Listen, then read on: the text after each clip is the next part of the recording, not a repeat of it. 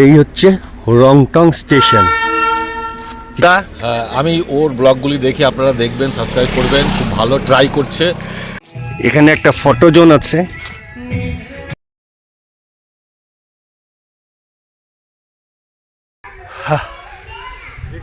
দারুণ এক্সাইটমেন্ট। আমরা নিলাম প্রথমে ওয়াই ওয়াই, আমরা মোমো নিলাম। আমার মোমোর থেকে বেশি বুঝতে পারলেন আমরা কোথায় এসছি? চলুন পুরো যাত্রাপথটা শুরু থেকে শেষ অবধি দেখে নিই।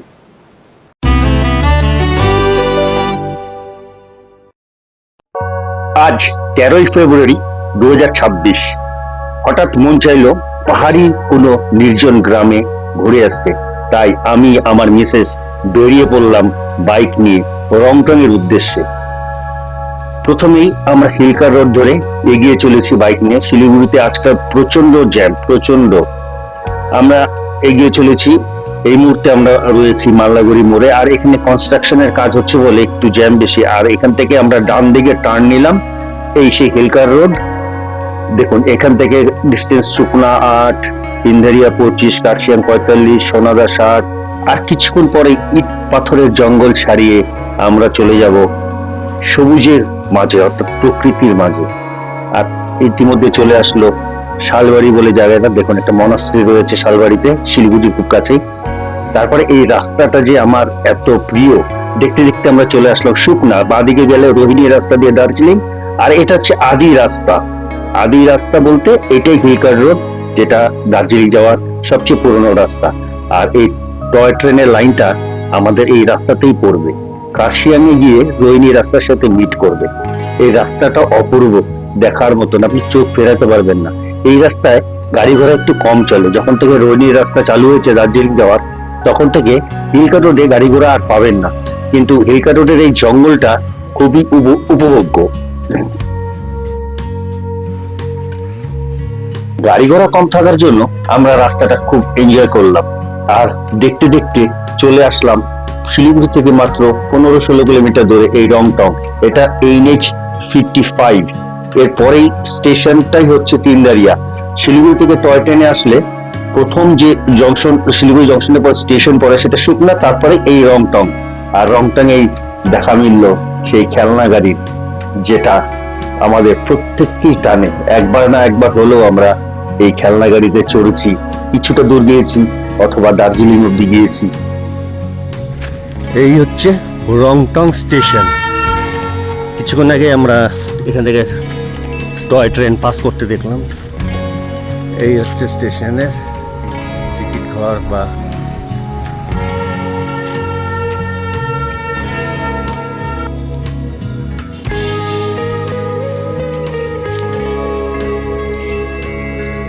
এখানে দেখুন জয় রাইডের টাইমিং দেওয়া আছে, যেটা দার্জিলিং থেকে ঘুম, ঘুম থেকে আবার দার্জিলিং। দেখুন প্রথম ট্রেন চলে 7:15, 9:25, 9:35, 11:30।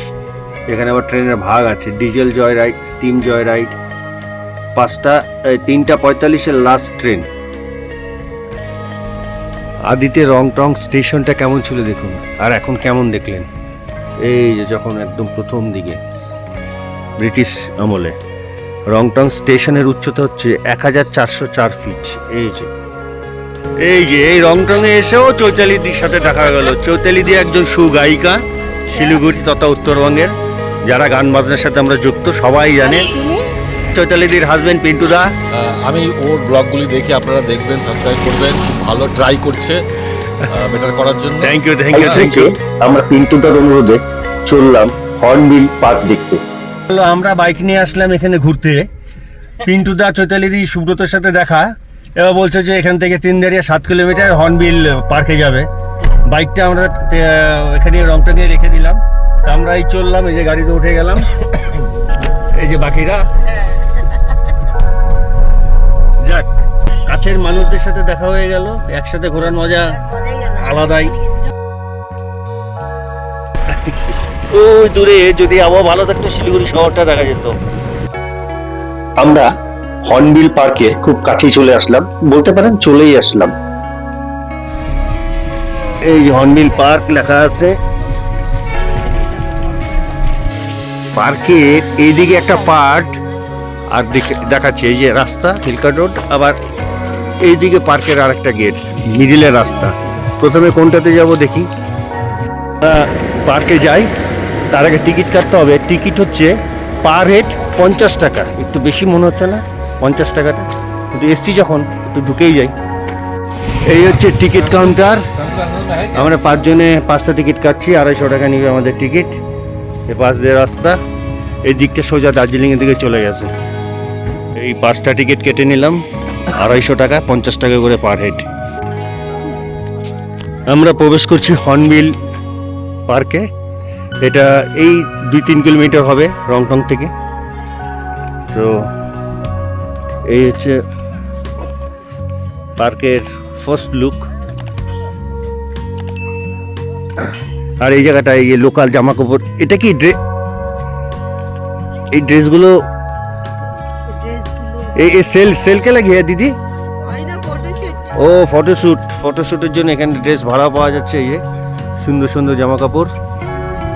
এবার পার্কের ভিতরে কি কি রয়েছে তা একবার দেখে নেওয়া যাক। পার্কটি কিন্তু খুব বড় না, খুব অল্প জায়গার মধ্যে পার্কটি, কিন্তু পাহাড়ি জায়গায় এরকম পার্ক দেখতে খুব মানে ভীষণ ভালো লাগে।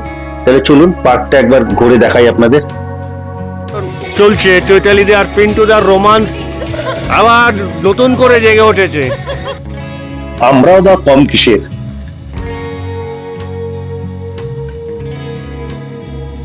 পঞ্চাশ টাকা দিয়ে টিকিট কাটলো, এইটা চড়তে গেলে পার বাচ্চার জন্য 20 টাকা 10 মিনিটের জন্য। এই হচ্ছে হর্নবিল পাখি, এর নামেই এই পার্কের নাম হর্নবিল পার্ক।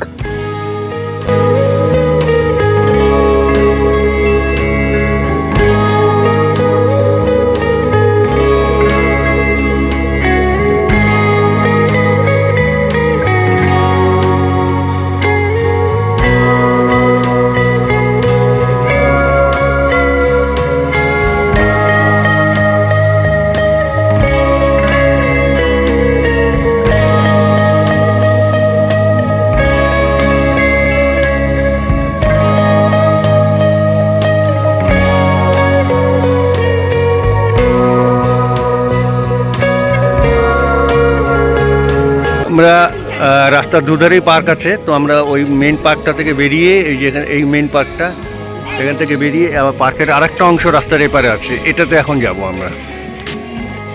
এটাতে আমরা এখন উঠছি, আমরা ওটা থেকে আসলাম, ওই ওটা ওই দিকে হর্নবিল পার্ক। এখান থেকে আবার এটাতে আমরা এই যে ও উপরে গ্লাস দেওয়া আছে। আচ্ছা, স্কাই ওয়াক, তার মানে এটা পার্কের পাশ দিয়ে আবার এই যে টয় ট্রেনের লাইনটি চলে গেছে। এই যে কি অপরূপ দৃশ্য, আহা। এই উপরে উঠছি আমরা। উপরে উঠতে গেলে আবার জুতো নিচে খুলে রাখতে হবে। আপনি কিন্তু ওই 50 টাকায় ওই যে দূরে যে পার্কটি প্রথমে আমরা গেছিলাম ওখানে আর এখানে একসঙ্গে দুটো এনজয় করতে পারবেন। কিছু স্থানীয় বাচ্চা আগে থেকেই উপরে গ্লাসের উপর হাঁটাহাঁটি করছে, দেখুন।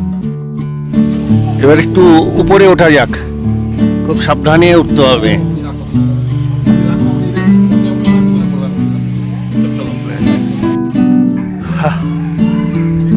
দারুণ এক্সাইটমেন্ট।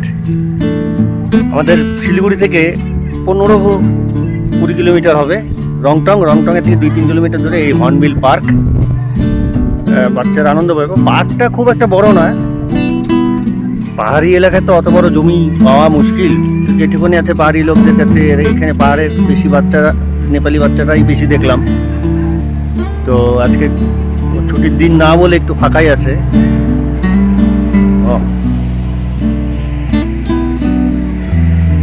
টয় ট্রেনের লাইন এই দিকটা চলে গেছে শিলিগুড়ির দিকে, আর এদিকে গেছে হচ্ছে দার্জিলিং এর দিকে। এই যে সবাই ফটো সেশন করতে ব্যস্ত।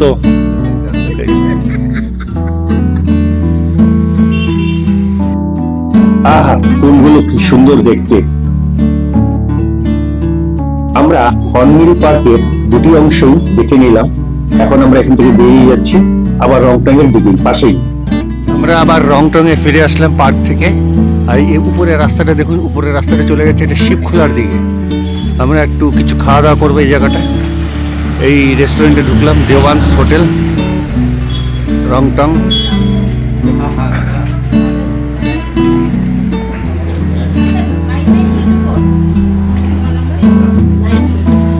আর এইদিকে ওরা পাহাড় খাত।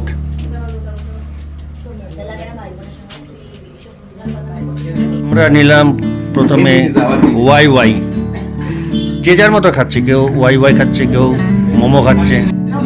আমরা মোমো নিলাম, কেউ চা খাচ্ছে, কেউ ব্ল্যাক কফি খাচ্ছে।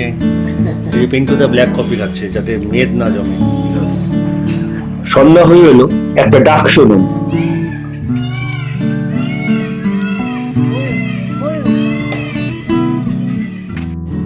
হ্যাঁ, ময়ূরের ডাক ছিল। তো কেমন লাগলো আজকের ব্লগটি? আমি আমার রংটংয়ে বাইক রেখেছিলাম, সেখান থেকে বাইক নিয়ে নিলাম।